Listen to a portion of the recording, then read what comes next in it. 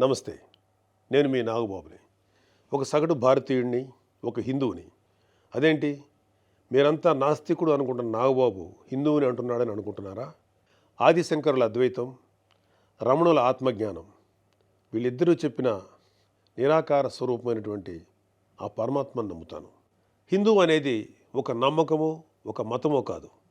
ఇది ధర్మం, మన జీవన విధానం. అవివేకుల్ని అజ్ఞానుల్ని ఎడ్యుకేట్ చేసేలా చెప్పాలంటే ఇది ఒక జియోగ్రాఫికల్ ఐడెంటిటీ కూడా.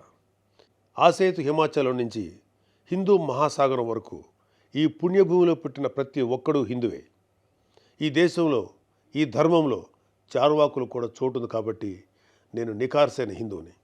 నా ధర్మాన్ని గౌరవిస్తూ ఇతరుల్ని కించపరచకుండా బతుకుతున్న ఒక ప్రౌడ్ సనాతన హిందువుని. అందుకే నాకు ఎమ్మెల్సీగా కౌన్సిల్లో మాట్లాడే అవకాశం రాగానే హిందూ మతం కోసం పాటుపడే అర్చకుల చాలీ చాలని జీతబత్యాల గురించి మాట్లాడాను. మరి వైసీపీ నాయకుల సంగతి ఏంటంటారు? రండి చూద్దాం.